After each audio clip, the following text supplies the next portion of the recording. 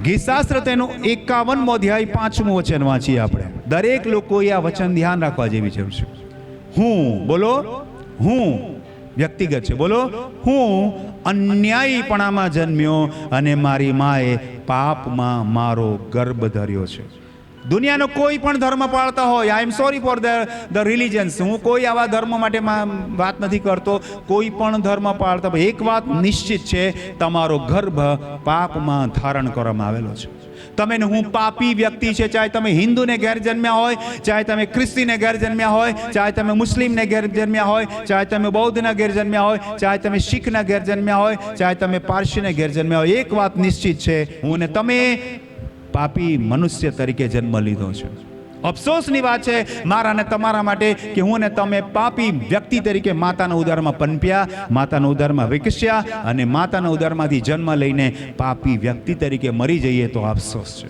જન્મ તમારો પાપી અવસ્થામાં થયો, મૃત્યુ ક્યારેય પણ પાપી અવસ્થામાં ન થવું જોઈએ. મૃત્યુ હંમેશા પવિત્ર અવસ્થામાં, વિશ્વાસ યોગ્ય અવસ્થામાં થવું જોઈએ. તાળી પાડીએ આપણે હાલેલુયા.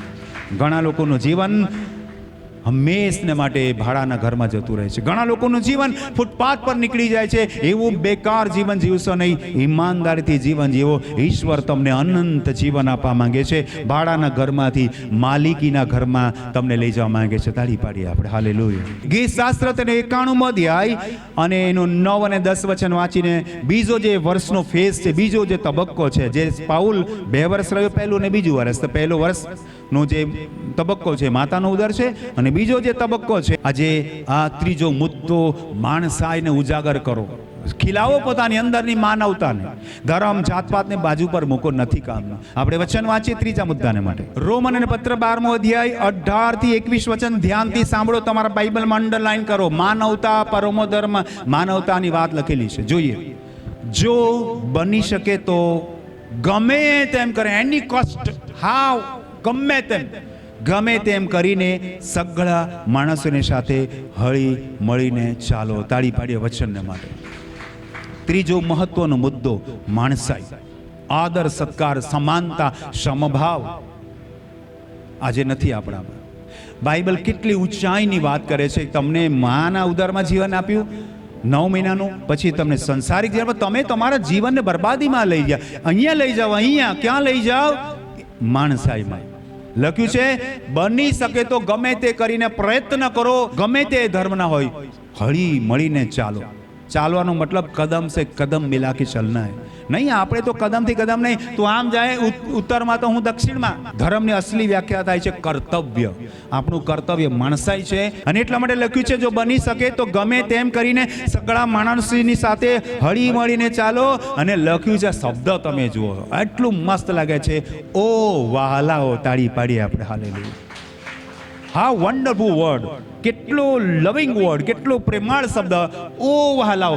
એ જે બોલે છે લખે પણ છે પાઉલ રોમનાના લોકોને, કહે છે ઓ વહાલાઓ, ઓ બિલવડ પીપલ, ઓ પ્રિયજનો, વહાલાઓ, તમે સામું વેર ન વાળો, પણ ઈશ્વરના કોપને સારું માર્ગ મૂકો. એમના પર ઈશ્વરનો બદલો. આપણે શું કરવા? બાઇબલ કે હળી મળીને ચાલો. પ્રિયજનો, તમે વેર ન વાળો, પણ ઈશ્વરના કોપને સારું માર્ગ મૂકો. કેમ કે લખેલું છે કે પ્રભુ કહે છે કે વેર વાળું એ મારું કામ છે, હું બદલો લઈશ. મારું કામ છે, મારી માનવ જાત બનાવેલી છે. તમારું શું કામ છે લડવા ઝઘડવા? આગળનું વચન કહે છે, જો તારો વૈરી એટલે દુશ્મન ભૂખ્યો હોય તો તેને ખવાડજો, તરસ્યો હોય તો તેને પાણી પા. હાલેલુયા. તાળી પાડી આપ્યા. કેમ કે એવું કરવાથી તું તેના માથા ઉપર ધગધગતા અંગારાના ઢગલા કરીશ. એનું જ મગજ તપી જશે. આ માણસનો ગુસ્સો કરવા માટે આવેલો, આ તો મને પાણી પીડાવે છે, જવા દે. એનું જ માથું ઉકળી ઉઠશે. એને જ લાગશે યાર આ ગલત થઈ રહ્યું છે, એનું જ માથું ઉકળી ઉઠશે, એને જ વિચાર આવશે, અરે આ શું, એ જ પોતાની અંદર ધૃણિત થઈ જશે. અરે બાપરે, આવું કેવું, હું જેને મારવા આવે જ મને ખાવાનું ખોડા પીવડાવે. એ પ્રભુ ઈશ્વર આપણને શીખવાડે છે, પ્રભુ ઈશ્વરના વચન શીખવાડે છે. તાળી પાડીએ આપણે. 21મું વચન ચોક્કસ અંડરલાઈન કર્યું. It's a very good life slogan. આપણા જીવનનું બહુ મસ્ત સૂત્ર છે. ભૂંડાથી તું હારી ન જા, પણ સારાથી ભૂંડાનો પરાજય કર. કોઈ તમારી સામે ભૂંડું કરે છે ને તો એની સામે ભૂંડું કરીને બદલો ન લો. સારું કરો, સારું. ભૂંડાઈને બદલે સારું કરો તો ભૂંડાઈને બદલે ભૂંડાઈ નહીં, પણ ભૂંડાઈને બદલે સારું કરીને સત્ય પર જીત મેળવો, સચ્ચાઈ પર જીત મેળવો. તાળી પાડીએ આપણે. હાલેલુયા. ત્રીજું બહુ મહત્વનો મુદ્દો આપણે શીખ્યા, માણસાઈ. જે કોઈ આવતા એનો આદર સત્કાર કરતા દિલથી. આજે દિલ સાફ કરી દો, મતલબ મન શુદ્ધ રાખો, બધા માટે પ્રેમ ભાવ રાખો, જાત પાત ઊંચ નીચ જવા દો. એમ એ આપણને બરબાદ કરે છે. 70-80 વર્ષના જીવનમાં લડી લડીને અડધી જિંદગી પૂરી થઈ જાય છે. ચોથો મુદ્દો જોઈએ આપણે, 31મું વચન. મહિનાનો મોટો જો કોઈ મહિનો હોય તો 31 દિવસનો હોય. તે પૂરેપૂરી હિંમતથી તથા વગર હરકતે, વિરોધ વગર, ડર વગર ઈશ્વરના રાજ્ય વિશે ઉપદેશ કરતો. ચોથો મુદ્દો છે ઉપદેશ કરવું. તમારું ને મારું જીવન એક આદર્શ જીવન છે. ઉપદેશનો મતલબ મોંથી બોલવું નહીં થતું. ઉપદેશનો મતલબ ચરિત્ર હોય છે. દેખાવ, આપણું જીવનનું ચરિત્ર એ જે જીવીએ છે એવું બોલવું પડે. મહાત્મા ગાંધીએ કીધું, my life is my message. મારું જીવન જ મારો સંદેશ છે. આજે આપણું જીવન આદર્શ બનવું જોઈએ, તો જ મહાત્મા ગણાયશું. તાળી પાડીએ આપણે. આપણા દેશના રાષ્ટ્રપિતા મહાત્મા ગાંધીએ જેવું બોલ્યા એવું જીવ્યા. લોકો લડાઈથી સ્વતંત્રતા લેવાની કોશિશ કરતા, એમણે પ્રેમ, ક્ષમા અને અહિંસાથી સ્વતંત્રતા લેવાનો પ્રયત્ન કર્યો. ભલે મોડું થયું, પણ દેશને એક નવી દિશામાં લઈ ગયા. પછીની વાતો હું નહીં કરીશ, પણ my life is my message. મારું જીવન મારો સંદેશ છે. આજે આપણા જીવનથી લોકોને શું સંદેશ મળે છે? આ તો આવો છે, આ તો બહુ લુચ્ચો છે, આ તો દારૂડી છે, આ તો આવો છે, આ તો એની પત્ની સાથે ઝઘડો કરે છે, આ તો એની પત્નીને છોડીને બીજાની સાથે ફરતો. આપણા જીવનનો મેસેજ શું આપીએ છીએ આપણે? What is our message? આપણે આપણા જીવનને કંખોળીએ અને દુનિયાને શું મેસેજ આપે છે જોઈએ.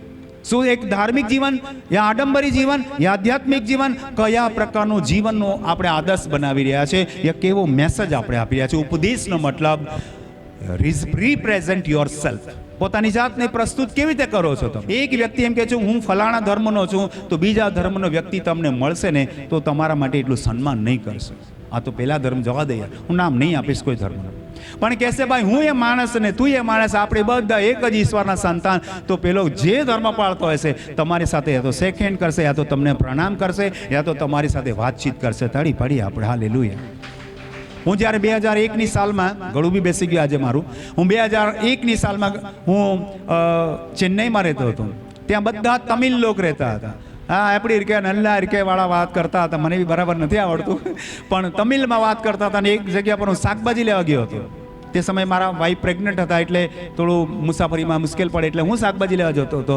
અને શાકભાજી લેતો હતો ત્યારે પેલા ભાઈની સાથે વાત કરતો હતો, અને મેં એની સાથે વાત કરી અને મેં કીધું યે ડ્રમ સ્ટિક ચાહીએ મુझे. वो कितने का हाउ मच ડ્રમ સ્ટિક એમ કીધું. તો બાજુમાં એક બેન હતા. ભાઈ તમે ગુજરાતના છો? હા ગુજરાતના છું. હા મેં બી ગુજરાતના છે. ક્યાં ના છો? હું ભાવનગરની છું. જાત પાત ધર્મ કાંઈ નહીં આવ્યું, ભાષા એક આવી ગઈ. તરત પેલી બેને મારી સાથે વાત કરી. તાળી પાડીએ નહીં. આજ આપણી વચમાં પ્રેમની ભાષા નથી, ધર્મની ભાષા લઈને બેસી ગયા. ટોપી પહેરી લીધી, દાઢી વધારી દીધી, પાઘડી પહેરી લીધી, ચાંદલો ટીલો કરી દીધો, આવું કરી દીધું. બસ આપણે આડંબરમાંથી ઊંચા નથી આવતા.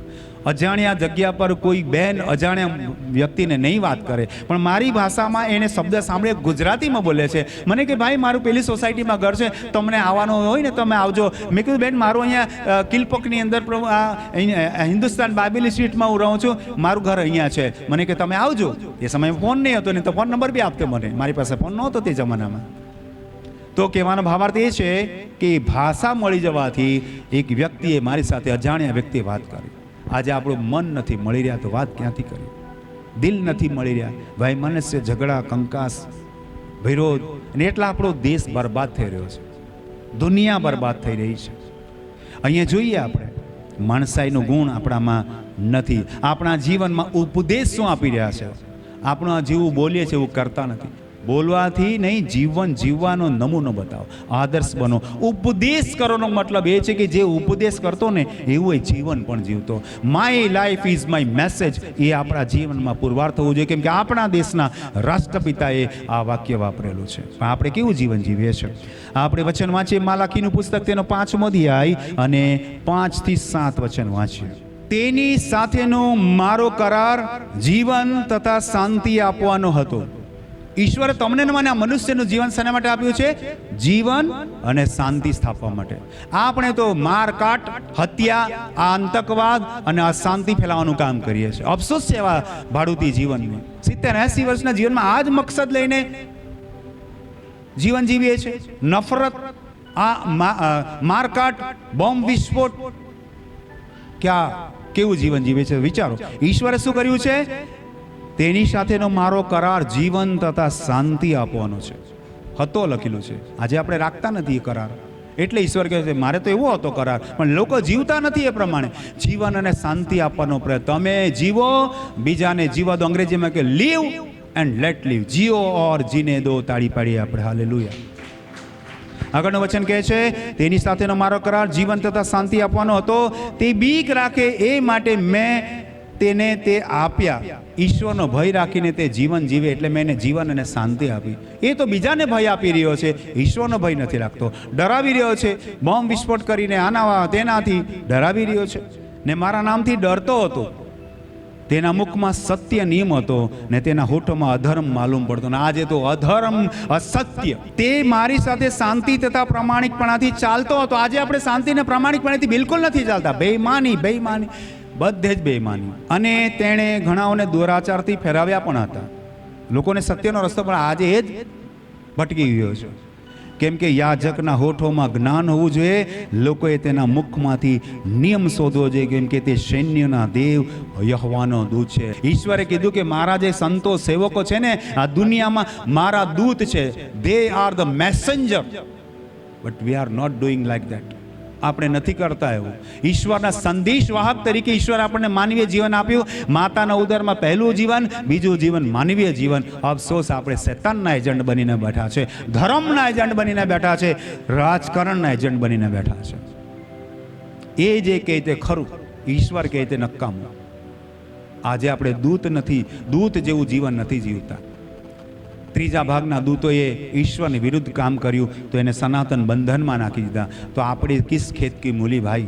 માથી 5 અધ્યાય 16મું વચન કહે છે તેમજ તમે તમારું અજવાળું લોકોની આગળ એવું પ્રકાશવા દો કે તેઓ તમારી રૂડી કરણીઓ જોઈને તમારા આકાશમાંના બાપની સ્તુતિ કરે. આપણે આજે એવું જીવન જીવીએ, પ્રકાશમાન જીવન જીવીએ, બધાને પ્રેમ આપીએ, બધાને અજવાળો આપીએ તો ઈશ્વરની સ્તુતિ બધા કરતા થઈ જશે. આપણે ઈશ્વરના નામે લડાઈ કરીશું તો બધા લડતા થઈ જશે. આપણું જીવન ઉપદેશ રૂપ બનાવીએ, આદર્શ રૂપ બનાવીએ. 5મો મહત્વનો મુદ્દો, પ્રેરિતોના કૃત્યો 28મો અધ્યાય અને 31મા વચનનો બીજો ભાગ વાંચ્યું છું. તે પૂરેપૂરી હિંમતી તથા વગર હરકતે દેવના રાજ્ય વિશે ઉપદેશ કરતો.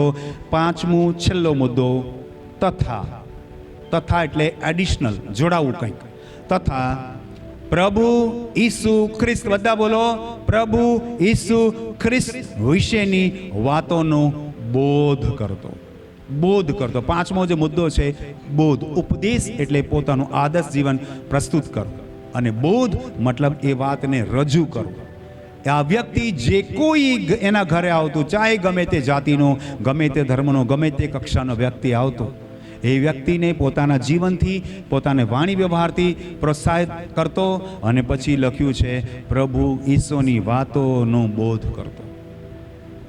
આજે ઈશ્વરને પાસે લોકોને લાવો, સત્ય ઈશ્વરની ઓળખાણ કરાવો. લોકો વ્યસનમાં છે, મૂર્તિ પૂજામાં છે, ધર્માંતરના ચક્કરમાં છે, ક્યાં જઈ રહ્યા છે લોકોને કંઈ ખબર નથી. રસ્તો બતાવવાનું કામ કરો. એટલે લખ્યું છે પ્રભુ ઈસુ વિશે લોકોને બોધ કરો. બોધનો મતલબ, બોધનનો મતલબ સંસ્કૃત શબ્દ છે. બોધનનો મતલબ અવગત કરાના, એટલે કે બતાવવું, સમજાવવું, પ્રગટ કરવું. બોધન કરના, જો બાतें हाइड है, जो बातें छुपी है, उसको प्रस्तुत करने का जो अर्थ होता है, એમને રજૂ કરવાનો મતલબ થાય છે, એને રિવીલ કરવાનો મતલબ થાય છે બોધન કરના. એટલે કે સંબોધન અને બોધન. બોધન કરના મતલબ એને રજૂ કરવું. આજે તમારું જીવન રજૂ કરો અને તમારા જીવનની સાક્ષી અને ગવાહી દ્વારા પ્રભુ ઈસુના જીવનને, એની સ્વાર્થાને રજૂ કરો. તાળી પાડીએ આપણે. હાલેલુયા. અને એના માટે આપણે વચન વાંચીએ રોમનના પત્ર, તેનો 1લો અધ્યાય 16 અને 17 વચન વાંચીએ આપણે. રોમનના પત્ર 1લો અધ્યાય 16 અને 17 વચન. માત્ર 2 યા 3 વચન વાંચીશું આપણે. રોમનના પત્ર 1લો અધ્યાય 16-17 વચન વાંચું છું. ધ્યાનથી તમે સાંભળો. કેમ કે સુવાર્તા વિશે મને શરમ લાગતી નથી. I am not ashamed about the gospel of Jesus Christ. મને સુવાર્તા વિશે શરમ નથી લાગતી, પણ અફસોસ લોકોનું જીવન જ શર્મિંદથી ભરેલું છે. વ્યસનમાં છે, વ્યભિચારમાં છે, પાપમાં છે, ધર્મ પોતાનું જીવન એટલું ખતરનાક જીવન જીવે, એ જ શરમજનક જીવન છે. લોકો અડોશી પડોશી લોકો ગાળ દે રહ્યા છે, આ તો દારૂડિયો છે, આ તો હાવો છે. આપણું જીવન જ શરમથી ભરેલું છે. પણ આપણે આપણા જીવનના આદર્શ બનાવીએ અને પ્રભુ ઈશ્વરની વાત કહેવામાં બિલકુલ શરમ નહીં રાખીએ. કેમ શરમ રાખી? સત્યને કહેવામાં કોઈ શરમ નહીં રાખવાની.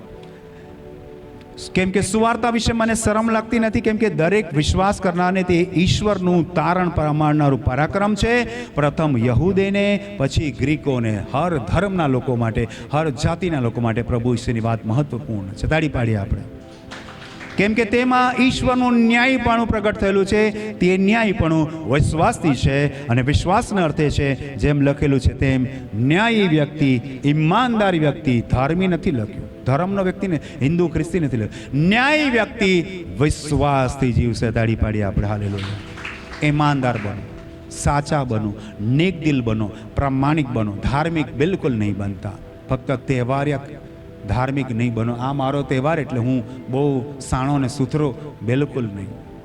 જેને જે ધર્મ પાળવો હોય, જેને જે કરવું હોય તે કરવા દો.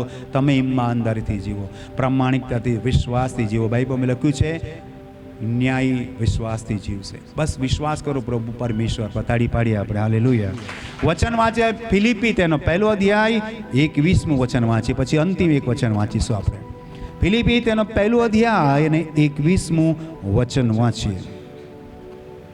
કેમ કે મને જીવવું તે ખ્રિસ્ત અને મરવું તે લાભ છે. ક્યારે લાભ છે તમને? માતાના ઉદરમાં પહેલું જે વર્ષનું પહેલો ફેઝ, પહેલો તબક્કાનું જીવન, અને પછી 70-80 વર્ષના જીવનમાં લાભ છે. જીવવામાં પણ લાભ છે અને મરવામાં પણ લાભ છે. પ્રભુ ઈશ્વર પર વિશ્વાસ કરજો. જાતપાત ધર્મમાંથી બહાર નીકળજો. પ્રભુ ઈશ્વરે માનવ જાતિ માટે બલિદાન આપ્યું. ફક્ત જન્મ એનો યહૂદી કુળમાં, કર્મથી બિલકુલ યહૂદી ન હતો, કર્મથી એ માણસ હતો. અને એટલા માટે પ્રભુ ઈસુને માટે લગાતાર પ્રભુ ઈસુએ શબ્દ વાપર્યા છે, માણસનો દીકરો, માણસનો દીકરો, માણસનો. એ પોતાની જાતને ફક્ત માણસ તરીકે રિપ્રેઝન્ટ કરતો હતો. તાળી પાડીએ આપણે. એક અંતિમ વચન બાકી છે, ટ્વિસ્ટ બી બાકી છે. અંતિમ વચન આપણે બધા જ કેલેન્ડરના ક્રમ પ્રમાણે જોઈએ છીએ કે 28 નોર્મલ વર્ષ હોય તો 28 ફેબ્રુઆરી મહિનામાં, 30 જનરલ મહિનામાં, 31 જનરલ મહિનામાં, જનરલ વર્ષમાં, સોરી.